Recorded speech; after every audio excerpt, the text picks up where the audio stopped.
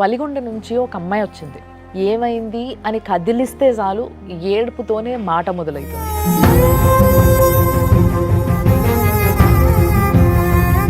ఏంటి చెప్పు నీ ప్రాబ్లం ఏంటి? ఒక పని మనిషి లాగా చూసిర్రు మేడం నన్ను. స్టార్టింగ్ నుంచి వెళ్ళి ఒక కోడలాగా చూడపోయాడు మేడం. మ్యారేజ్ కన్సూమేషన్ అయిందా, శోభనం జరిగిందా, జరగలేదా? ఒక రోజు ఇట్లా వస్తే అతనికి ఫంగల్ ఇన్ఫెక్షన్ వచ్చింది మేడం. అసలు విడిపోవడానికి పెద్ద కారణం ఏంది? కొట్టి ఇంట్లో లాకేసి వెళ్ళిపోయారు మేడం. ఇట్లా ఫీవర్ వచ్చింది, నేను లేస్తలేను, నేను చనిపోతా, ఒకసారి వచ్చి చూసిపో అని కూడా చెప్పిన మేడం. మా మామ కూడా అంటే తప్పించుకొని నేను బయటకు వస్తున్నా మేడం. బయటకు వస్తుంటే ఇంట్లోకి ఇంట్లోకి గుంజుకొచ్చి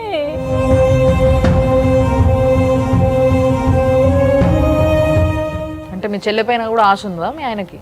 సాయంత్రము ఫోన్ చేస్తే ఒక అమ్మాయి ఎత్తింది మేడం. ఇప్పుడు ఇంకో పెళ్లి చేసుకున్నాడు ఆయన.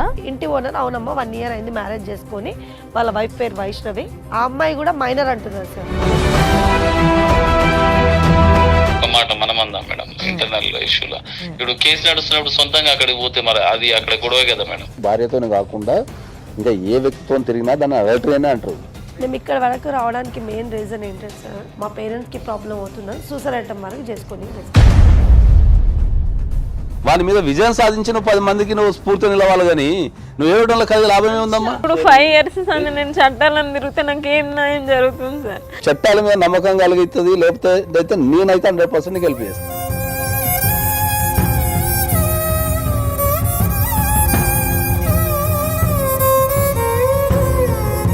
పెళ్ళయిందా అండి ఆయనకి? రీసెంట్ గానా ఇంత ఫస్ట్? ఓహో 2 పెళ్ళిళ్ళైనాయి ఆయనకి. నాకు కూడా తెలియదు, మీరు ఏదో అడుగుతారు. ఆయన 7 సంవత్సరాలు అయిపోయింది. సుమన్ టీవీ ప్రేక్షకులకి నమస్తే. Eco Tejas world class electric bike అతి తక్కువ ధరలోనే. ఈరోజు వలిగొండ నుంచి ఒక అమ్మాయి వచ్చింది. ఆ పిల్ల పాపము వచ్చినప్పటి నుంచి కళ్ళు ఎర్రగా అయిపోయేదాకా ఏడుస్తూనే ఉంది. ఏమైంది అని కదిలిస్తే చాలు ఏడుపుతోనే మాట మొదలవుతుంది.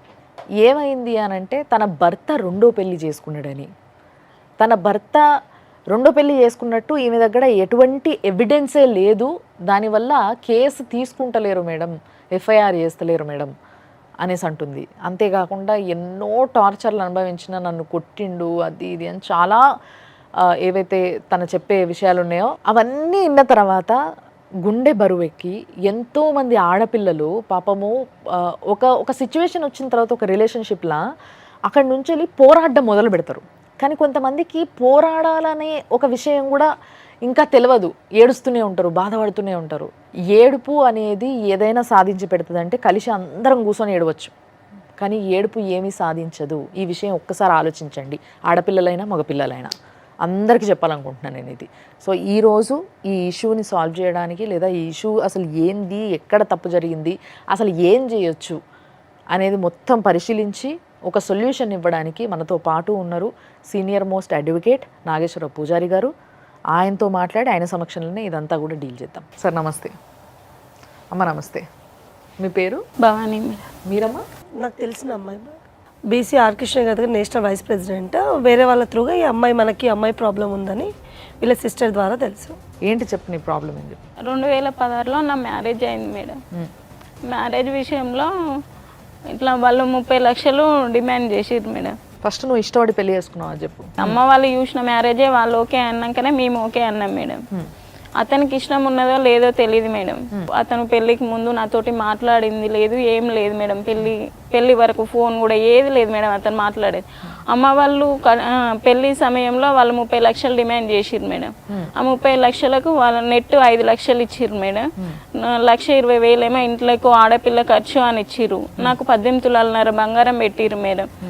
కొన్ని విషయాలలో నాన్న కూడా వేరే ఎక్స్ట్రా. అప్పుడు 2016లో మనీ మారింది మేడం. ఆ విషయం మనీ మారింది నా ఎంగేజ్మెంట్ అయిపోగానే. మనీ కోసం అమ్మ వాళ్ళని కూడా కొంచెం ఇబ్బంది పెట్టినారు మేడం. ఆ పెళ్లి విషయంలోనే కొంచెం అమ్మ వాళ్ళ ఫ్యామిలీకి మా ఫ్యామిలీకి గొడవలు జరుగుతున్నాయి మేడం. అబ్బాయి ఏం చేస్తాడమ్మా? అబ్బాయి పెళ్లికి ముందు అవుట్ ఆఫ్ లో ఉంటాడు, దుబాయ్లో ఉంటా. కంట్రోల్ రూమ్ ఉంటుందంట కదా మేడం, అక్కడ 1,20,000 నాకు జీతం వస్తుంది, నేను మ్యారేజ్ అయినాక కూడా అక్కడనే సెటిల్ అని చెప్పిండు మేడం. మాకు 20 ఎకరాల భూమి ఉన్నది మాకు అని చెప్పిండ్రు మేడం. ఈయన మరి అవన్నీ లేవు మేడం, అవన్నీ అబద్ధం మేడం. ఇప్పుడు మీ ఇంట్లోకి వాళ్ళ ఇంట్లోకి గొడవలు అవుతున్నాయి. నువ్వు మీ ఆయన బానే ఉన్నారా పెళ్ళైనా? ఇతని తోటి అసలుకి నాకు పెళ్ళేదాకా అసలుకి అతనికి నాకు టచ్ మాట్లాడడమే లేదు మేడం. అతని వ్యక్తిత్వం ఏంటిదో కూడా నాకు తెలియదు మేడం. మ్యారేజ్ అయినాక వీళ్ళు మాట్లాడుకునే ఉండవు, ఏమన్నా అంటే నాకు ఇంత డబ్బు ఇస్తే లేకపోతే లేదు అని నాన్నను కూడా పర్సనల్గా పెళ్లి ముందే గొడవ పర్సనల్గానే బెదిరించిండంట. కానీ ఆడపిల్లది దగ్గరకు వచ్చినాక ఇట్లా ఖరాబ్ అయితే ఎట్లా అన్న ఉద్దేశంతో నాన్న మాకెవరికి చెప్పలేదు. ఇంటికి వచ్చినాక ఏమైందంటే ఒక పని మనిషి లాగా చూసిర్రు మేడం నన్ను. స్టార్టింగ్ నుంచి ఒక కోడలాగా చూడపోయాడు మేడం. మీ ఆయన ఎప్పుడు మాట్లాడండి నీతో? అసలుకి నాతోటి మాట్లాడి ఇట్లా ప్రేమతోటి ఎప్పుడు మాట్లాడలే మేడం. ఇక ఏమైనా పని చేయి, మార్నింగ్ లేవంగానే నువ్వు బయటకు వెళ్ళాలి, మా అమ్మకి ఇట్లా చేయాలి, మా చెల్లెకి ఇట్లా చేయాలి అని మాత్రమే చెప్పిండు. కానీ నాకు ఇది ఇట్లా, నా లైఫ్ ఇట్లా అని ఏది చెప్పలే మేడం నాకు. నేను వాళ్ళు పనులకు వెళ్ళినా బయటకు వెళ్ళినా కానీ ఇంట్లో లాకేసి వెళ్ళిపోయేది మేడం. ఎందుకట్లా? బయటకు వెళ్ళనివ్వపోయాడు మేడం. మళ్ళీ నేను అమ్మ వాళ్ళ ఇంటి కాడికి వెళ్ళి తీసుకొచ్చినా కానీ నైట్ టైంలో తీసుకొచ్చేది, ఎవరు చూడకుండా తీసుకొచ్చేది మేడం. మార్నింగ్ టైంలో అన్న 3కి అన్న తీసుకెళ్ళేది. ఎందుకు నన్ను ఇట్లా దాచిపెడుతున్నారు అని నేను అప్పటికే ఆలోచిస్తున్నా. మళ్ళీ మెయిన్ రూట్ ఉంటుంది కదా మేడం, మెయిన్ రూట్ నుంచి వెళ్ళి రాకపోయేది మేడం. మాస్క్ కట్టుకోబెట్టేది మేడం. ఎందుకు నన్ను ఇట్లా ఒక గుడికి తీసుకెళ్ళినా కానీ ఎప్పుడు ఇట్లా స్క్రాఫ్ కట్టుకో అనేది, ఎందుకు నన్ను స్క్రాఫ్ కట్టుకో అంటుర్రు, మీ ప్రాబ్లం ఏందని కూడా నేను చాలాసార్లు అడిగిన మేడం. అన్నాక ఈ 10 డేస్లోనే ఇట్లా మేమిద్దరం అదే అసలుకి ఫస్ట్ నైట్ అది కూడా ఏం లేదు మేడం. లేకపోయేసరికి ఒక రోజు ఇట్లా వస్తే అతనికి ఫంగల్ ఇన్ఫెక్షన్ వచ్చింది మేడం. ఎక్కడ? అతనికి అండర్ భాగంలో మొత్తం మేడం, లోపల పర్సనల్ ప్రైవేట్ పార్ట్స్ లో అతనికి హెల్త్ ఇష్యూ ఉంది మేడం. నేను ఏమైందో అనుకొని ఏడుస్తున్నా మేడం. ఏడుస్తుంటే ఎందుకు ఏడుస్తున్నావు, ఫ్రెష్ అయితేనే అట్లా నువ్వు ఫ్రెష్ అది ఇదని ఆ రోజు అన్నాడు మేడం. అన్నాక మళ్ళీ ఇతనికి నేను చూసిన మేడం అన్ని ఫంగల్ ఇన్ఫెక్షన్ వచ్చి మొత్తం ఇట్లా చీములు లెక్క కారుతున్నాయి మేడం, గలీజ్గా. నాకు ఇష్టం లేకుండా మేడం. అవి ఆయనక మళ్ళీ నాకు తెలిసిన ఒక డాక్టర్ ఉంటే, రిటైర్మెంట్ డాక్టర్ ఉంటే ఆమెను అడిగిన, ఇట్లా అంటున్నాడు మా హస్బెండ్, ఆయనకి ఇట్లా ఉన్నది ఏంది అని నేను అడిగిన మేడం. అడిగితే అదే ఇట్లా అడిగిన అనేసరికి ఆయన క్యారెక్టర్ మంచిది కానట్టుంది, అట్లా ఎందుకు అడుగుతాడు, జాగ్రత్త, మళ్ళీ ఇట్లా అయింది అంటున్నావు కదా, మళ్ళీ నీకు కూడా వచ్చే అవకాశాలు ఉంటాయి అని ఆమె డాక్టర్ నాకు పర్సనల్గా చెప్పింది. జనరల్ గా ఒకవేళ ఏదైనా ఇన్ఫెక్షన్ ఉంటే అట్లాంటి ప్రైవేట్ పార్ట్స్ లో కలవద్దని ఏ డాక్టర్ అయినా చెప్తారు. ఇక్కడ మీకు గొడవలు ఉన్నాయి కాబట్టి అది చాలా పెద్ద విషయం. మెయిన్ రీజన్ అదే గొడవ మేడం మాకు ఫస్ట్ నుంచి వెళ్ళి. అయితే అడిగితే చూయించుకో అంటే అస్సలు ఎన్నిసార్లు చెప్పినా చూయించుకోలే మేడం. ఇక ఈ ఇష్యూ మా ఇద్దరికి బెడ్రూమ్ల విషయంలో మా ఇద్దరికి ఇది గొడవ జరుగుతుంటే మా అత్తమ్మనే వీళ్ళు అమ్మ వాళ్ళు 1 month వరకే వాళ్ళు 30 లక్షలు కట్నం చేస్తే 15 లక్షలు అమ్మ వాళ్ళు ఒప్పుకున్నారు మేడం. ఆ 15 లక్షలలో కట్నం ఇస్తా అని అప్పటికే కట్నం అని మా అత్త మామ అందరు ఇంకా 1 month అవుతుంది ఇంకా ఏమి తెస్తలేరు, నీ భార్య సంగతి ఏంది అని మా హస్బెండ్ నన్ను టార్చర్ పెట్టడం స్టార్ట్ చేసిర్రు. చేస్తే అమ్మ వాళ్ళు వచ్చిర్రు మేడం. అమ్మ వాళ్ళు వచ్చి కట్నము చెప్పిర్రు మేడం ఇంత అని, ఒక ఫ్లాట్ ఇస్తున్నారు, 150 గజాల ఫ్లాట్ ఇస్తా అన్నారు. మేము అదే ఏం చేస్తున్నావు అని అంటే, మా కొడుకు ఏం పని చేయడు, ఇంట్లోనే ఉంటాడు, నువ్వేమన్నా పనికి వెళ్ళు అని నన్నే టార్చర్ పెడుతుంది మేడం. 1 month లోనే కట్నం చెప్పారు మేడం. ఎంతవరకు ఇచ్చారు మొత్తం మీద? 5 లక్షలు నెట్టి ఇచ్చినాం మేడం. మళ్ళీ ఆడపడికి వచ్చాము అది ఇది అని అంటే 1,20,000 ఇచ్చినాం మేడం. మళ్ళీ 150 గజాల ఫ్లాటు చెప్పారు మేడం. ఒలిగొండలో ఉన్నది, 300 గజాలు ఉంటే అదే మా సిస్టర్కి నాకు అని 150 ఇస్తా అని చెప్పారు మేడం. 18 తులాలన్నర బంగారం పెట్టిరు మేడం.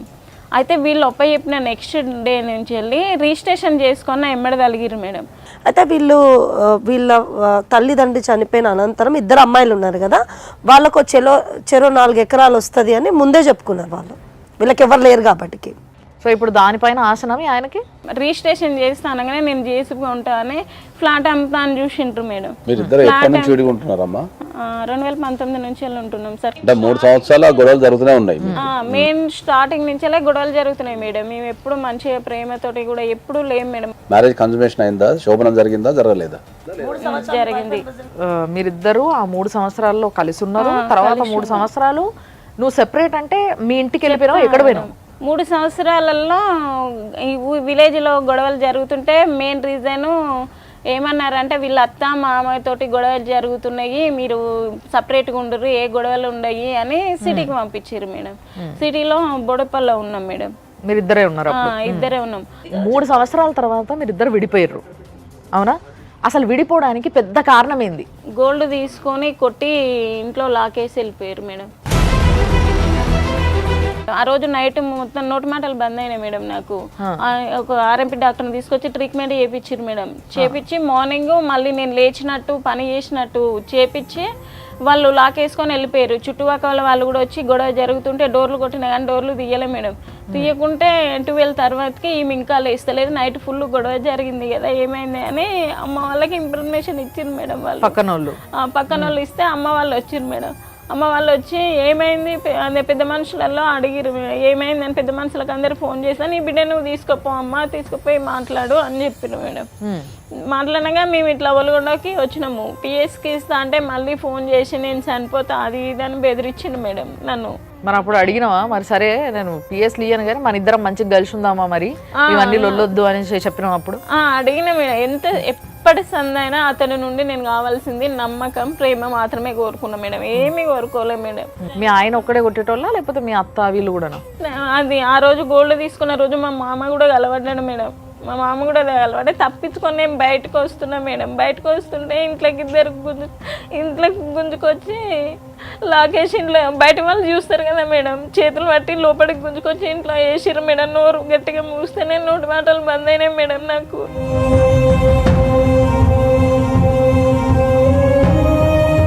గొడవలు జరుగుతున్నా కానీ నాకు ఇట్లా ఫీవర్ వచ్చింది, నేను లేస్తలేను, నేను చనిపోతా, ఒకసారి వచ్చి చూసిపో అని కూడా చెప్పిన మేడం. అట్లా చెప్తే కూడా పెద్ద మనుషులను తీసుకొని వచ్చి అందరు అమ్మని ఇంట్లోకి వచ్చి కలవడి కొట్టిపోయారు మేడం. అమ్మని కూడా ఎవరు కొట్టిరు? మా ఆయన మేడం. ఆ పెద్ద మనుషుల ముందే కొట్టి వెళ్ళిపోయాడు మేడం. మా చుట్టుపక్కల వాళ్ళని కూడా ఇష్టం వచ్చినట్టు అడ్డం పోతే వాళ్ళని కూడా ఇష్టం వచ్చినట్టు తిట్టి వెళ్ళిపోయాడు మేడం. వెళ్ళిపోయినాక ఈయన ఉంటే సేఫ్గా ఉండదని మా చిన్నమ్మ వాళ్ళ ఇంటికాడ ఉంచిరు మేడం నన్ను. అక్కడికి వచ్చి కూడా కొట్టిండు మేడం నన్ను. అంటే పెళ్లి చేసుకునేది కొట్టేటందుకు కదా సార్? ఇప్పుడు కొట్టినప్పుడల్లా మీరు కంప్లైంట్ ఇచ్చారా అమ్మ? అప్పుడు కంప్లైంట్ ఇవ్వలేదు. కంప్లైంట్ ఇస్తే విడిపోవాల్సి వస్తుంది అది ఇదని బెదిరించిర్రు మేడం. నన్ను కొడుతుండు, నాకు భయం అవుతుంది అని అంటే ఈ పెద్ద మనుషులు ఏమంటారు అంటే నీకు ఇష్టం ఉండడం ఇష్టం లేక నేను ఇవన్నీ చేస్తున్నావు అంటే అమ్మ వాళ్ళే రూమ్ కిరాయి అన్నీ తీసి అమ్మ వాళ్ళే కట్టిరు మేడం. 3 months వరకు ఉన్నా మేడం. 3 months మంచిగానే ఉన్నారా? పోనీ కొట్టేటోడు మళ్ళీ అంతకుముందు ఇట్లా గోల్డ్ తీసుకున్నా కదా మేడం. ఆ గోల్డ్ విషయంలో నా గోల్డ్ ఇచ్చే అని చాలా సార్లు అడిగిన మేడం. దాని విషయంలోనే ఇక 2019 జనవరి సర్పంచ్ ఎలక్షన్లు ఉన్నాయి కదా, ఎలక్షన్ల రోజే ఓట్లు వేస్తానే వాళ్ళ ఇంటికి పోయిండు. వాళ్ళ ఇంటికి పోయి ఫోన్ ఎత్తలే మేడం. ఫోన్ ఎత్తకుంటే సాయంత్రము ఫోన్ చేస్తే ఒక అమ్మాయి ఎత్తింది మేడం. ఎవరో అమ్మాయి ఎత్తితే ఎవరు మీరు అని మాట్లాడితే ఈయన పక్కన ఉన్నాడు మేడం. పక్కనుండి ఆమెతోటి మాట్లాడిపిస్తుంది, నాకు వినిపిస్తున్నది.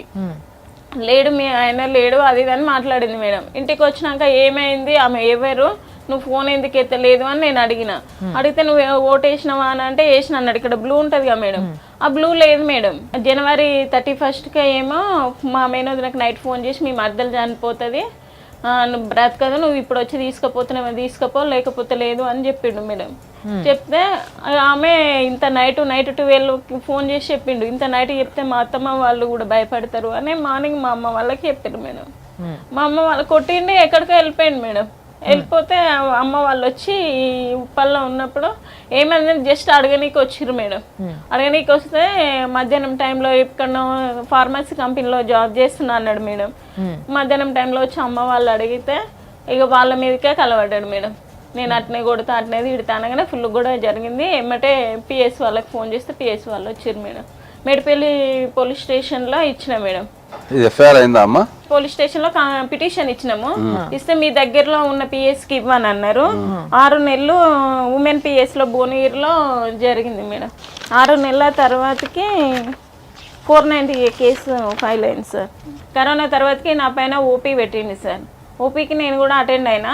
ఓపీ అంటే డైవర్స్ కేసు వేసిండా? కాపురానికి రమ్మని వేసిండు మేడం. ఓకే, ఆర్సీఆర్ వేసిండు. ఓకే, ఇది రాకపోతే ఈమె ఎంసీ వేసింది సార్, మెయింటెనెన్స్ వేసిండు. అయితే మెయింటెనెన్స్ పాస్ అయిందా అమ్మ? కాలేదు సార్. ఓపీ వేసినాక ఓపీకి అటెండ్ కాలేదు సార్. ఓపీకి అటెండ్ కాకపోతే ఓపీ కొట్టేసిర్రు సార్. డివిసి డొమెస్టిక్ వైలెన్స్ ఏమైనా వేశారా? అది పిటిషన్ ఇచ్చినది సార్. లాయర్ లేరు, వాళ్ళు లేరు అని దాని బిలో వేసిరు సార్. మాట్లాడుతుంటే ఇక్కడ పిటిషన్ వేసిన. సో ఇప్పుడు ఎంసీ ఒకటి పెండింగ్ ఉంది, 498 ఒకటి పెండింగ్ ఉంది అంతే. ఈ కేసు వేసినాక కేసు ఫైల్ అయినాక నేను అమ్మ వాళ్ళ ఇంటికనే ఉంటున్నాను సార్. అమ్మ వాళ్ళ ఇంటికాడ ఉంటే 6 months వరకు మా ఊళ్ళోనే వాళ్ళ బాబాయ్ వాళ్ళ ఇంటికాడ ఉన్నాడు సార్. ఉండి మా గురించి అంత బ్యాడ్గా చెప్పడం స్టార్ట్ చేసిండు. అతనికి హెల్త్ బాగాలేదు, మళ్ళీ నాకు పిల్లలు గారు అని మా చెల్లెకి ఏమైనా సంబంధాలు వస్తాయి కదా చెడగొడుతున్నాడు సార్. ఏదో రీజన్ చెప్పి నా భార్యకు పిల్లలు గారు ఏం గారు నా మరదల్ని నేనే పెళ్లి చేసుకుంటా అని అట్లా చెడగొడుతున్నాడు సార్. అంటే మీ చెల్లె పైన కూడా ఆశ ఉందా మీ ఆయనకి? మెయిన్ రీజన్ ఆమె మ్యారేజ్ కావద్దు, నేను ఇట్నే ఉండాలి, ఉన్నదంతా నాకే అవుతుంది అని మెయిన్ రీజన్ అదే ఉన్నది మేడం అతనికి. ఓవరాల్ గా వీళ్ళ విలేజ్ లో ఇప్పుడు సూరారంలో ఉన్న ప్లేస్ లో ఆయన ఎవరి వరకు చెప్పిండు అంటే, ఇప్పుడు రెండో అమ్మాయిని పెళ్లి చేసుకున్నా అని చెప్పిన కదా, ఇప్పుడు ఇంకో పెళ్లి చేసుకున్నాడు ఆయన. చేసుకున్న అమ్మాయి చేత అక్కడ ఇప్పుడు ఉంటున్న ఇంటి ఓనర్స్ కి చెప్పించినాను, ఇప్పుడు 4 ఎకరాల భూమి నాకు ఇవ్వు, ఆ ఫ్లాట్ ఇవన్నీ ఇవ్వకపోతే మిమ్మల్ని మొత్తం ఖరాబ్ చేస్తా, మీరేం చేయలేరు అన్నట్టు. ఏమనంటే ఆల్రెడీ మీరు 2019లో విడిపోయారు, దగ్గర 5 సంవత్సరాలు అంది విడిపోయి. ఇప్పుడు ప్రజెంట్ సిచ్యువేషన్ ఏముందమ్మా? ఆయన ఇంకో పెళ్లి చేసుకున్నాడంట సార్. ఇంకో పెళ్లి చేసుకొని సూరారంలో కాపురం పెట్టిండు. ఈ 5 సంవత్సరాల నుంచి నేను ఎవరినో ఒకరిని అడుగుతూనే ఉన్నా, నా భర్త కావాలి, నేను వెళ్తా అని, నన్ను తీసుకెళ్ళమని అడుగుతున్నా. నేను కోర్టులో చూసుకుంటా కేసు ఎట్లా చెప్తే నేను అట్లా వింటా, మీరు పెద్ద మనుషులు చెప్తే వినను అన్నాడు సార్. సరే అని నేను కోర్టులోనే వెళ్తున్నాను సార్. కోర్టులో వెళ్తుంటే ఏమైందంటే ఈ 1 year అంటే సార్ అతనికి మ్యారేజ్ అయ్యి కొంచెం విలేజ్లో కూడా ఆయనకు పెళ్ళి అయిందని మరి ఊర్లో అందరికీ చెప్పిండి సార్. నాకు పెళ్ళి అయింది, నాకు 2 పిల్లలు అని చెప్పిండి సార్. ఆమె నా పేరు మీద అట్నే ఉంటుంది, నేను ఉలగొండలో అది ఫ్లాట్ ఉందన్న అందులో ఆ ఇల్లు కట్టించి నేను ఆమె ఆడనే ఉంటుంది, నేను వేరే అమ్మాయి అట్లా చెప్తున్నాడు సార్ అతను చెప్తుంటే నేను చాలాసార్లు పిఎస్లో కూడా కంప్లైంట్ ఇస్తే ఇవన్నీ నీకు ఎవిడెన్స్ లేవమ్మా, ఏం లేవు అని పట్టించుకుంటలేరు సార్. ఇప్పుడు పెళ్ళైనట్టు మీ దగ్గర ఏమైనా ప్రూఫ్ ఉందా సార్? యాక్చువల్లీ మనకి వేరే వాళ్ళ త్రూగా ఈ అమ్మాయి చెప్పినట్టే, ఈ అమ్మాయి నెంబర్ ఆఫ్ టైమ్స్ మీరు అడిగినట్టే మనం ప్రూఫ్స్ అడుగుతాం. 494 పెట్టాలన్నా కావాలి కదా సార్.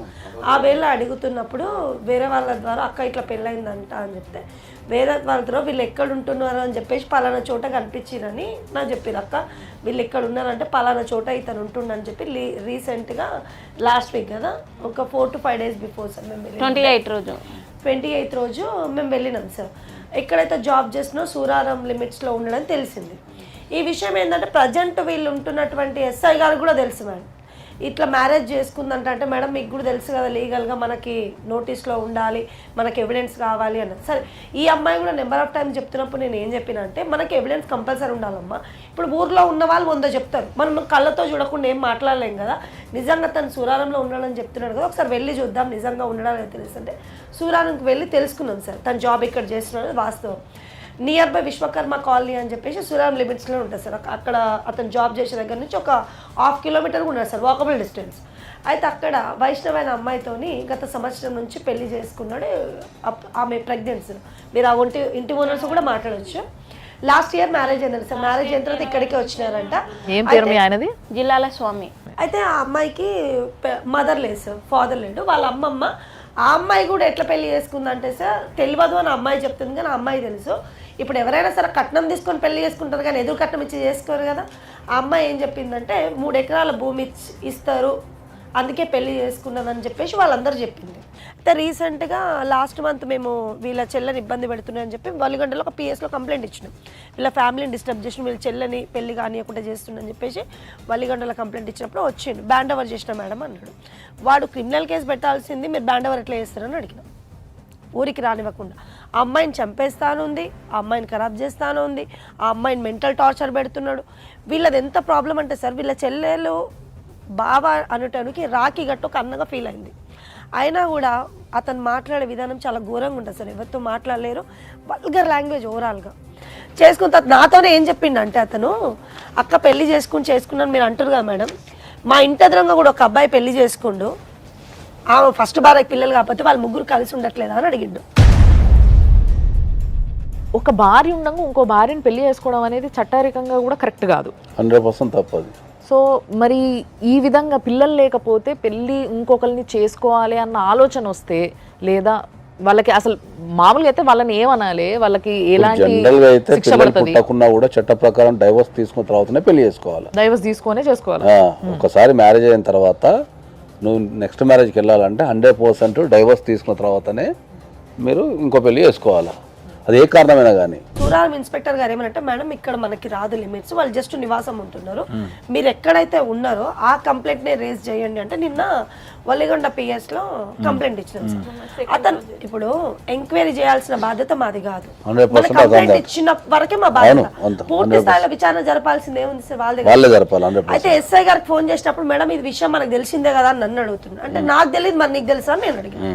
మీకు తెలిసినప్పుడు మీరు ఎందుకు ఒక అమ్మాయి నెంబర్ ఆఫ్ టైమ్స్ PSకి వచ్చినప్పుడు మీరు ఎందుకు అతన్ని ఎంటర్టైన్ చేస్తున్నారు అని అడిగిన మేడం. అడిగిన తర్వాత ఫుల్ వాళ్ళగా వల్లిగొండ SI గారు వన్ సైడ్ ఈ అమ్మాయికి అసలు సపోర్ట్గా లేరు సార్. ఇట్లా మమ్మల్ని సంపుతాను బెదిరించింది సార్. రీసెంట్గా మేడం తోటి ఫోన్ చేసి, సార్ మమ్మల్ని సంపుతాను బెదిరిస్తుంది సార్, మేమిద్దరం ఆడపిల్లలు మా ఇంటికి వచ్చి ఇట్లా ఖరాబ్ చేస్తా, అది ఇది నాశనం చేస్తా అని బెదిరించింది సార్. ఎవిడెన్స్ కావాలి అన్నారు. నేను ఎవిడెన్స్ తీసుకొని రికార్డ్స్ అన్ని రికార్డ్స్ తీసుకొని ఇచ్చిన. సరే అమ్మాయి ఏం లేదు తీసుకుపోయి నేను కోర్టుకు చెప్తా, మీరు నాకు మళ్ళీ ఫోన్ చేయాల్సిన అవసరం లేదు, మీకు నేను చెప్పాల్సిన అవసరం లేదు అని చెప్పేసిండు సార్ ఆయన.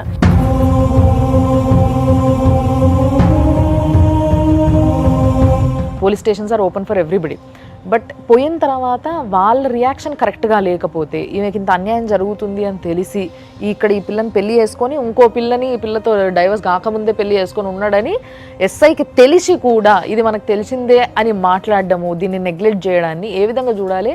అండ్ పోలీసుకి ఏ శిక్ష పడాలి? మరి దీనికి ఏమైనా శిక్ష ఉంటుందా వాళ్ళకి? మన రాష్ట్రంలో ఏ గవర్నమెంట్ ఆఫీసర్కైనా ఆయన డ్యూటీలో ఆయన నిర్వర్తించాలా. ఏదన్నా కారణం వల్ల కనుక నిర్వర్తించకపోతే మనం హైకోర్టులో రిట్ పిటిషన్ వేసుకోవచ్చు. నేను ఈ గవర్నమెంట్ ఆఫీసర్ దగ్గరికి ఈ పని మీద పోయినా వాళ్ళు ఈ పని చేయటం లేదని చెప్తే మనకు హైకోర్టు నుంచి ఇన్స్ట్రక్షన్స్ వస్తాయి, డెఫినెట్లీ ఈ పని కంపల్సరీ చేయండి అని చెప్పి వస్తాయి. సో ఈ కేసులో 494లో ఎప్పుడు కూడా మన దగ్గర సాక్ష్యాలు ఉండవు, ఎందుకంటే వాడు అందరినీ పిలిచేది పెళ్లి చేసుకోడు కదా, వాడు ఎక్కడో సీక్రెట్గా దొంగతనంగా పెళ్లి చేసుకుంటాడు. ఆ సీక్రెట్గా దొంగతనంగా పెళ్లి చేసుకున్నప్పుడు ఒక అమ్మాయి వెళ్ళి భార్య వెళ్ళి నా భర్తకు మ్యారేజ్ అయింది అన్నప్పుడు ఆ కంప్లైంట్ తీసుకొని దాంట్లో నిజం ఎంత అబద్ధం ఎంత అనేది నిగ్గు తేల్చాల్సింది పోలీసు వాళ్ళు ఇన్వెస్టిగేషన్ చేసి, అది వాళ్ళ డ్యూటీ అది.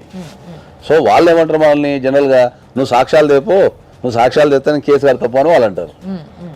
ఆ సాక్ష్యాలు మన దగ్గర ఉంటే ఇంకా మనకు పోలీసు వ్యవస్థ పని ఏముంటుంది? అయితే మేడం వాళ్ళ దగ్గర సాక్ష్యాలు లేవు అని అంటే నేనన్నా, అతను నాకే చెప్పిండు, ఆ అమ్మాయి మీకు రికార్డింగ్ పంపిస్తుంది వినండి, మీరు ఎవిడెన్స్ లేనంటే రేపు చంపిన తర్వాత కూడా చనిపోయిన అమ్మాయి వచ్చి అయితే మీకు ఎవిడెన్స్ ఇవ్వదు కదా, మీరు ఎంక్వైరీ చేయాల్సిన బాధ్యత మీకు ఉంది. ఎప్పుడు చూసినా సార్ వీళ్ళ సిస్టర్ విషయంలో కంప్లైంట్ ఇస్తే కూడా చాలా నెగ్లిజెన్స్ అన్నమాట బాగా.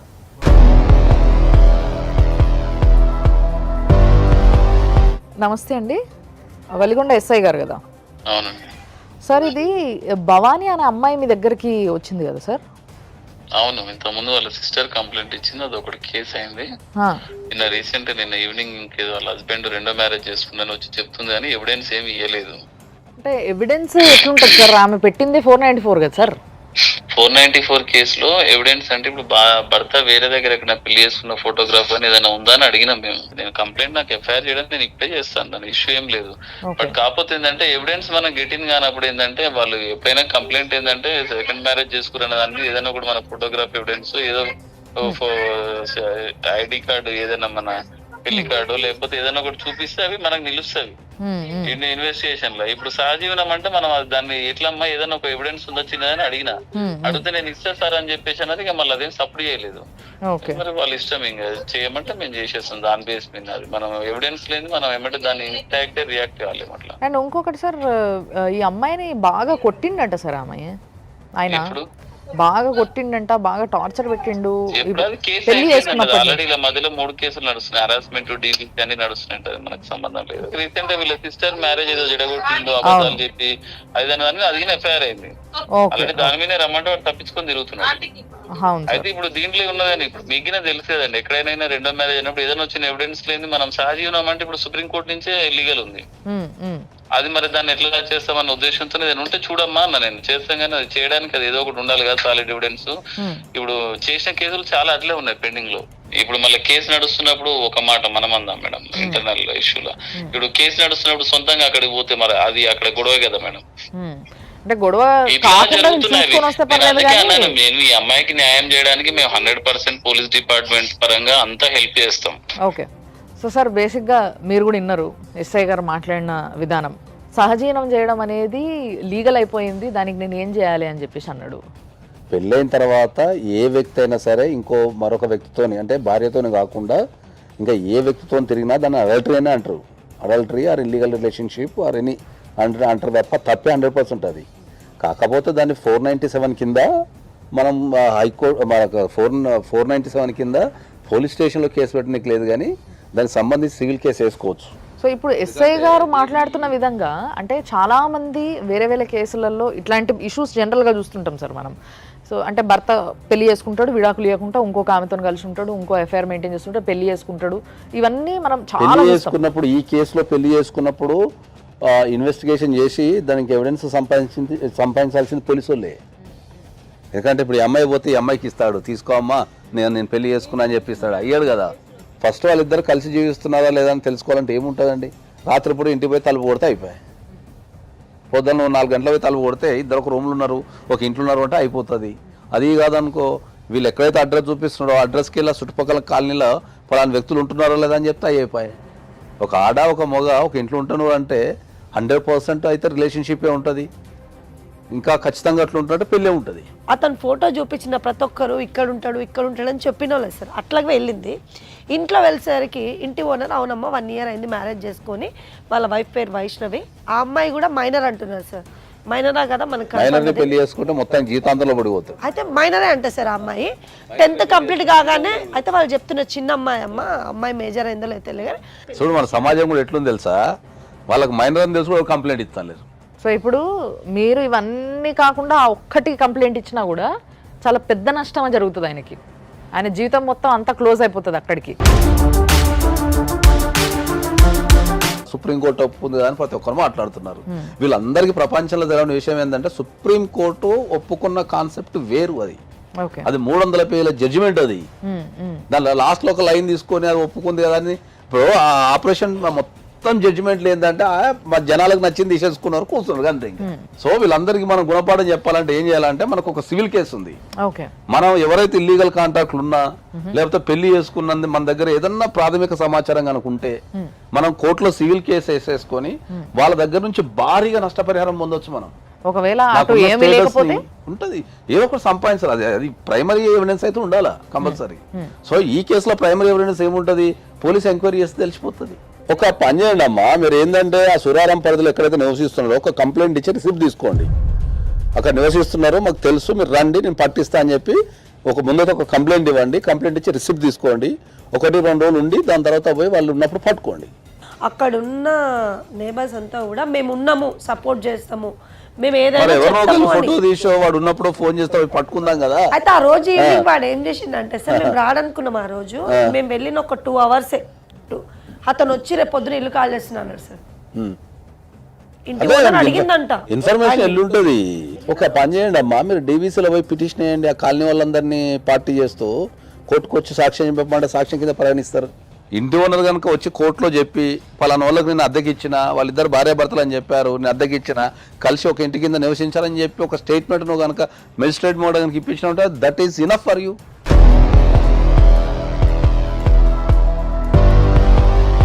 మేము ఇక్కడ వరకు రావడానికి మెయిన్ రీజన్ ఏంటంటే సార్, ఈ అమ్మాయి కూడా నా వల్లనే మా సిస్టర్కి ప్రాబ్లం అవుతుంది, మా పేరెంట్స్కి ప్రాబ్లం అవుతుందని సూసైడ్ అటెంప్ట్ వరకు చేసుకొని నేనేం చెప్తున్నా అంటే చేసుకోవడం వల్ల ఈ అమ్మాయికి నష్టం తప్ప అతనికి ఇంకా క్లియర్ కాదు. ఇప్పుడు అందరికి ఒకటి సూసైడ్ చేసుకోవడం ఫ్యాషన్ అయిపోయిందండి. రెండే చేస్తున్నారు ప్రపంచంలో. బాధ వస్తే సూసైడ్ చేసుకుంటారు, లేకపోతే తిట్టడం చంపడం చేస్తున్నారు. ఇదొక ప్రోగ్రామ్ కింద పెట్టుకున్నారు. అమ్మ పోరాటం నేర్చుకోవాలి మీరంతా. సూసైడ్ చేసుకున్న సమస్య సాల్వ్ అవుతుందా అమ్మ? ఏడిస్తే ఏమి రాదు, నువ్వు ఏడుస్తుంది సగం సమస్య ఇంకా పెద్దగా అవుతున్నది నీకు తెలుసా. ధైర్యంగా నిలబడు, ఎంగులున్నావు, కొట్లాడే శక్తి ఉన్నది, కాలు చేతులు ఆడుతున్నాయి, పని చేసుకోగలుగుతావు. వాని మీద విజయం సాధించిన 10 మందికి నువ్వు స్ఫూర్తి నిలవాలి. కానీ నువ్వు ఏడవడంలో కలిగి లాభం ఏముందమ్మా? డిగ్రీ చదువుకున్నావు, there are number of jobs ఉన్నాయి, కాపాడుకోవడానికి ఒక చెల్లు ఉంది, తల్లిదండ్రులు ఉన్నారు. ఎవడో పనికిరాని వ్యక్తి కోసం ఏడవడంలో ఉపయోగం ఉందమ్మా?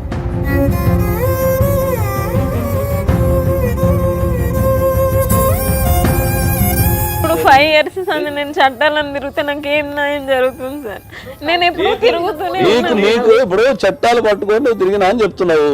నువ్వు నాకు తెలిసి ఇప్పుడు ఎంసీ కేసు అయితే 23లో ఇచ్చినావు, 1 year అయింది. సరే due to so many reasons ఇప్పుడు దానిపైన ఎందుకు డిలే అయింది అనేది నేను మాట్లాడను. ఎందుకంటే అది నువ్వు ఫాలోఅప్ చేసుకోలేదా, అక్కడ జడ్జిలు లేరా, లేకపోతే ఇంకేమైందా నేను మాట్లాడను. కానీ నీకు చట్టాల మీద నమ్మకం కలిగిస్తుంది, లేకపోతే అయితే నేనైతే 100% నీకు హెల్ప్ చేస్తాను.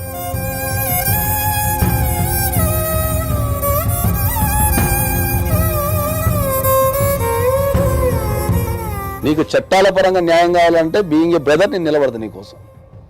అంతేగాని ఏడ్చే ప్రోగ్రాం అయితే పెట్టుకోక ఎప్పటికి. 2 మ్యారేజ్ చేసుకున్న వ్యక్తులు ఎవరు లేరా? ఇంకా పిల్లల్ని సంఖ్య కేసుకొని సాదుకునే వాళ్ళు 1000 మంది ఉన్నారా మా దేశంలో? ఇంకా నీకు ఇంకా సింగిల్ ఉమెన్, నీ ధైర్యాన్ని చూసే పారిపోతాడు వాడు. హలో హలో హలో నమస్తే అమ్మా. నమస్తే. ఎవరండి? ఈ భవానీ వాళ్ళ అక్కని మాట్లాడుతున్నా. ఏ భవాని? ఇప్పుడు మీ ఇంట్లో ఈ జిల్లాల స్వామి అని ఒక ఆయన కిరాయికుంటాడంట కదమ్మా, మీ బిడ్డ వాళ్ళ ఇంట్లో. ఏమో స్వామి మాకు తెలియదు కానీ ఉన్నారు, పైన అయితే ఉన్నారు. అవునా? లేరు ఇప్పుడు, లేరు వాళ్ళు. ఎన్ని రోజులే, చాలా రోజులే పోయి కూడా ఇల్లు తాళమేసిండ్రు. ఆయన ఫోన్ స్విచ్ ఆఫ్ పెట్టుకున్నాడు, వాడు ఫోన్ కూడా లేపుతలేడు, మన లైన్లో కూడా లేడు. ఎవరెవరు ఉంటారమ్మా వాళ్ళ ఇంట్లో? వాడు వాళ్ళ పెళ్ళమే ఉంటారు. అచ్చా, పెళ్ళామంటనా? ఇంతకు ముందు పెళ్ళయింది ఆయనకు మరి? అయితే లేరు, వాళ్ళ ఫస్ట్ భార్యలో ఎవరు వచ్చిండ్రు, వాళ్ళు వచ్చిందని తెలిసి వాళ్ళు వెళ్ళిపోయారు. లాకేసుకొని, అంటే లాకేసుకొని ముందే వెళ్ళిపోయిండ్రు. మళ్ళీ ఆ రోజు నైట్ వచ్చిండు, మీ ఫ్యామిలీ ఇట్లా వచ్చింది అన్నాక మళ్ళీ వాడు రాలే ఇంటికి. మేము రోజు ఫోన్ చేస్తున్నాం కాల్ చేపియాలని. అయితే వాడు ఫోన్ స్విచ్ ఆఫ్ లో పెట్టుకున్నాడు. మరి ఇంకా ఏ నంబర్ ఉందో ఏం వాడుతున్నా తెలియదు. వాడు కంపెనీ కార్డు పోతే కంపెనీ కార్డు కూడా లేడంట. మా అల్లుడు మా కొడుకు వేసి వచ్చారు. సరే సరే సరే. యాక్చువల్లీ మేము చెప్పి పోకపోవడానికి రీజన్ ఏంటంటే 1% కూడా మేము ఎస్ఐ గారిని నమ్మే స్థితిలో లేము సార్. ఇప్పుడు ఒక అమ్మాయి థ్రెట్ ఉందని నెంబర్ ఆఫ్ టైమ్స్ ఈ అమ్మాయి వెళ్ళిన ప్రతిసారి ఎస్ఐ పోలీస్ స్టేషన్లో ఉండట్లేదు సార్. ఫీవర్ వచ్చింది అంటుండు, హెల్త్ బాగాలేదు అంటుండు, బయట ఉంది అంటుండు, మీటింగ్ అంటుండు. అసలు ఎంత అంటే ఈ విషయం మేము డీసీపీ గారితో మాట్లాడినాం. ఇష్యూ నీకేం సంబంధం అమ్మ, నీ 498 దీనికి సంబంధం లేదంటే 498 సంబంధం లేకపోయినా ఆమెకు థ్రెట్ ఉన్నప్పుడు నీకు సంబంధమే కదా. ఆ అమ్మాయి నీ లిమిట్స్లోనే ఉంటుంది కదా. ఆల్రెడీ నీది 7 years అవుతుంది కాబట్టి కేసు ఇతనికి చెప్పలేదు కాబట్టి సూరారంలో ఈ ప్లేస్ తెలిసింది, ఇతని గురించి తెలిసింది సార్. ఒకవేళ మేము నిజంగా ఇతనికి ఇంటిమేషన్ ఇచ్చి వెళ్ళుంటే కనీసం ఈ ఎవిడెన్స్ కూడా 200% మాకు దొరకపోయాడు. సో బేసిక్గా నేను ఫోన్ చేసి మాట్లాడింది ఎందుకు అని అంటే, రేపటి రోజు మీకు ఇది ఒక ఎవిడెన్స్ కింద పనిచేస్తుంది అని. అర్థమైందా? ఎందుకంటే మనం అందరు ఇంత కోట్లాది మంది ప్రేక్షకుల ముందు కూర్చొని మనము ఆ పలానా వ్యక్తి గురించి, పేరు గురించి, ఇంట్లో ఎవరింట్లో ఉంటున్నాడు, ఎక్కడ ఉంటున్నాడు, భార్య పేరేంది, భార్య కడుపుతో ఉందా లేదా, ఆమె ఏజ్ ఏంది, ఇన్ని విషయాలు అడగడానికి కారణం ఏంది అని అంటే ఎవిడెన్స్ క్రియేట్ చేయడానికి. ఎవిడెన్సే అడుగుతున్నారు కాబట్టి. Hello madam. రాజుగారు, జిల్లాల స్వామి గారు ఏమవుతారండి మీకు? మేనమామ కొడుకు మేడం. మీ మేనమామ కొడుకా? పెళ్ళయిందా అండి ఆయనకి? రీసెంట్ గానా? ఇంత ఫస్ట్? ఓహో, 2 పెళ్ళిళ్ళైనాయి ఆయనకి? ఫస్ట్ అయిందా ఇప్పుడు రీసెంట్ గానా? అదే అండి, 2 పెళ్ళిళ్ళైనాయి అని నాకు తెలియదు. 2 పెళ్ళిళ్ళైనాయి అని నేనే మిమ్మల్ని అడుగుతున్నా. నాకు కూడా తెలియదు, మీరు ఏదో అడుగుతారు. ఆయన 7 సంవత్సరాలు అయిపోయింది. 7 సంవత్సరాల కింద ఎవరిని చేసుకున్నాడు పెళ్లి? తుర్కపల్లి అమ్మాయిని. తుర్కపల్లి అమ్మాయి. ఏం పేరండి ఆమెది? ఏమో అండి, నాకు గుర్తుకులేదు ఆమె పేరు. అదేందండి మరి రీసెంట్ గా ఎవరినో పెళ్లి చేసుకున్నాడు అంటున్నారు మీరు? ఆమె ఎవరు? రీసెంట్ గా చేసుకోరా నన్నలే. మీరే కదండి అన్నది. పెళ్ళి అయిందా అని అడిగినా నేను, అంతే. పెళ్లిళ్ళు అయినాయా అని అడగలేదు నేను. మీరేమో ఎప్పుడో అయింది 7 సంవత్సరాల కింద. ఇప్పుడు ఏమంటారు ఆయనకి? 2 పెళ్ళిళ్ళు అయినాయి అంటారా, ఒకటే పెళ్లి? నాకు తెలియదు మేడం. ఫస్ట్ పెళ్లి అయింది మాత్రం నాకు తెలుసు. అవునా? మరి ఆ పిల్లతో కలిసి ఉంటున్నాడా ఇప్పుడు? ఆ ఫస్ట్ పెళ్లి అయిన పిల్లతోని? వాళ్ళు కోర్టులో కేసు నడుస్తుంది. కోర్టులో కేసు నడుస్తుందా? ఎక్కడ ఉన్నాడండి మరి ఇప్పుడు ఆయన? నాకు తెలియదు మేడం. ఇతనే జాబ్ ఇప్పించింది మేడం. మీరేనట కదా సూరారంలో ఒక పిల్లతో ఉంటే తీసుకుపోయి పెట్టినరట. నాకు తెలియదు మేడం ఆయన గురించి. మీరు జాబ్ ఇప్పించారట కదా ఆయనకి సూరారంలో. జాబ్ ఇప్పియలే ఆయన. అసలు మీకు ఆయనతో కాంటాక్ట్ లో లేరా మీరు? లేను. ఇంకో ఒక్క మాట చెప్తా విను. నువ్వు చాలా విషయాలు ఇది చెప్పాలి అది చెప్పాలి అది చెప్పాలి ఇది చెప్పాలని కింద మీద పడుతున్నావు. కానీ మేమేం చేసినామంటే నీకు ఎవిడెన్స్ లేకపోవడం వల్ల ఎవరు పట్టించుకుంటలేరు అని మీరు ఇద్దరు ఫస్ట్ అదే కంప్లైంట్ చేశారు. ఈరోజు మీకు అన్ని రికార్డ్ అయ్యి 2 ఎవిడెన్స్లు ఉన్నాయి మీ చేతిలో. ఒకటి అక్కడ ఇంటి ఓనర్ది, ఒకటి అలా బావరాజుది కదా. సో ఈ 2 ఎవిడెన్స్లు మీరు పోలీస్ స్టేషన్లో పెట్టుకోవచ్చు. తర్వాత అప్పుడు ఎవరు తీసుకోరో చూద్దాం. అర్థమవుతుందా? సో మీరు ఏదైతే మీ కేసు నడుస్తుందో అది నడుస్తుంటుంది. సార్ ఇందాక మీకు సజెస్ట్ చేసినట్టుగా ఆయన టైమే దొరకదు. అలాంటిది ఆయన సొంతగా నేను నిన్ను చెల్లి అనుకొని చేస్తా, నువ్వు పొట్లాడనీకి రెడీగా ఉన్నావా అని అడిగిండు. నువ్వు ఒక్క మాట చెప్పలేవు, ఏడ్చుకుంటున్నావు తుడుచుకుంటున్నావు అప్పటి నుంచి వెళ్ళి. ధైర్యం కావాలి. ఆ ధైర్యం ఉందా లేదా నీకు? నువ్వు గట్టిగా నిలబడి కొట్లాడితే ఆయన నిన్ను కరెక్ట్ వేలా గైడ్ చేసి నీకు ఏమేం చేయాలో అవన్నీ చేపిస్తాడు నీతో. అర్థమైందా? దానివల్ల నువ్వు ఆ కేసు గెలవచ్చు. నువ్వు ఏదైతే నీ భర్త నిన్ను మోసం చేసిండో ఆ మోసానికి తగ్గట్టుగా ఆయన జీవితాన్ని ఎక్కడికి తీసుకుపోవాలో అక్కడ తీసుకుపోవచ్చు. ఆయన నుంచి వెళ్ళి నువ్వు ఏవైతే నీవు ఉన్నాయో అవి మాత్రమే కాదు, నిన్ను ఒకసారి పెళ్లి చేసుకొని సెకండ్ హ్యాండ్ చేసినందుకు మెయింటెనెన్స్ కూడా రప్పించుకోవచ్చు. అన్ని చేసుకోవచ్చు నీ జీవితానికి కావాల్సిన. చేసిన పెద్ద తప్పు ఏంటంటే 2వ పెళ్లి చేసుకొని దొరికిపోయాడు. ఆయన ఎక్కడున్నా వచ్చి కాలు పట్టుకొని కావాల్సింది ఇస్తాడు. దాని గురించి ఇంటెన్షన్ పడక. సో ఈ ధైర్యంతో ముందుకు పోయి నువ్వు గెలవాలి తప్పితే నువ్వు ఇంకొకసారి ఏడవను అని ప్రామిస్ చేయి ఫస్ట్. జీవితంలో మళ్ళీ ఒకసారి ఏడవద్దు. నువ్వు ఇంటికి పెద్దదానివి, నీ చెల్లెకి నీ తల్లిదండ్రికి కళ్ళ నీళ్ళు వస్తే తుడవాలి నేనున్నా, మీ దగ్గరికి ఎవరు వస్తారు అని. అర్థమైందా? Okay. So thank you madam. మీరు కూడా అంటే ఎటువంటి సంబంధం లేకపోయినా కానీ ఒక సామాజిక స్పృహతోని ఆ అమ్మాయికి ఒక ప్రాబ్లం ఉంది అని తెలిసి మీరు ఒక అడుగు ముందుకేసి అండ్ తన గురించి మాట్లాడడానికి ఈరోజు ఇక్కడ కూడా వచ్చి కూర్చున్నారు. మీలాంటి లేడీస్ ఉండాలి సమాజంలో. ఉండడం వల్ల ఏదైతే చట్టం ఉందో ఆ చట్టాన్ని కరెక్ట్గా మనము యూజ్ చేసుకోగలిగితే, కరెక్ట్గా చట్టాన్ని ఫాలో అవ్వగలిగితే మనం ఎన్నో సాధించవచ్చు, మిరాకిల్స్ చేయొచ్చు అన్న విషయము పాపం ఆయన ప్రతి ఒక్క ఎపిసోడ్లో చెప్తూనే ఉంటారు నాగేశ్వరరావు గారు. కానీ అయినా కానీ ఎవరు పట్టించుకోరు. బట్ నిజానికి చెప్పాలనంటే ఇది చాలా స్పష్టంగా వినండి, లీగల్గా కొంచెం నాలెడ్జ్ పెంచుకోండి. ఇదే మేము కోరుకునేది. దానికోసమే ఇలాంటి ఒక అద్భుతమైన లైఫ్ జర్నీ అనే కార్యక్రమం మనం చేస్తున్నాం. So thank you madam. Thank you for that. Thank you అమ్మా. ఏడవకు, నువ్వు కళ్ళలో నీళ్ళు రావద్దు ఇంకా నీకు. Okay. Thank you so much sir. మీరు ఉండడం వల్లనే ఇంత సక్సెస్ఫుల్గా ఈ కార్యక్రమాన్ని నడపగలుగుతున్నాం. సమాజంలో ఎంతో అంత మా సైడ్ నుంచి మీ వైపు నుంచి చేయగలుగుతున్నాం. Thanks a lot. చూసిండ్రు కదా, భవానీకి మన అడ్వకేట్ గారు ఒక అన్నగా నిలిచి ఆమె కష్టాన్ని తప్పించేటందుకు, ఆమెకి కొంత ఉపశమనం కలిగి ఆమె అంతలా ఆమె ప్రశాంతంగా ఉండేటందుకు ఇటు కౌన్సిలింగు ఇచ్చిండ్రు, మీ ముందే మీరు చూసిండ్రు. ఇది కేవలం భవానీకి మాత్రమే కాదు, ఎంతోమంది ఆడపిల్లలకి అవసరమైన కౌన్సిలింగ్. కాబట్టి మీ అందరికీ వర్తిస్తుంది. ఎవరెవరికైతే ఇలాంటి సిచ్యువేషన్స్ ఉన్నాయో వాళ్ళందరికీ వర్తిస్తుంది ఇది. ఆమె అడిగింది భవానీ, 5 సంవత్సరాలు నేను తిరిగిన నాకేం జరిగింది అని. 5 సంవత్సరాలు తిరిగినవు కరెక్టే, కానీ 5 సంవత్సరాలు కరెక్ట్గా తిరిగినవా? నువ్వు మీద ఫాలో అప్ చేస్తూ అంటే నీలాగా కొన్ని వేలాది మంది భవానీలు ఇలాంటి ఎన్నో కేసులలో ఇరుక్కొని జడ్జి దగ్గరకు పోతారు, కోర్టుకు పోతారు. సో అక్కడ అందరికీ న్యాయం జరిగేలా చేయాలి వాళ్ళు. సో అదంతా చేయాలి అని అంటే ఎవరు వాళ్ళు ఫాలో అప్ చేసుకోవాలి. కానీ వాళ్ళ ఇంటి దగ్గర మనం కూర్చుంటే ఫోన్లు చేసి పిలవరు కదా. ఇది దయచేసి అర్థం చేసుకోండి. అర్థం చేసుకోవడమే కాకుండా లీగల్ నాలెడ్జ్ పెంచుకోండి. ప్రతి ఒక్కరికి సమాజంలో బతికేటందుకు ఒక హక్కుని సాధించుకున్నట్టుగా అవుతుంది. చూస్తూనే ఉండండి సుమన్ టీవీలో వచ్చే లైఫ్ జర్నీ.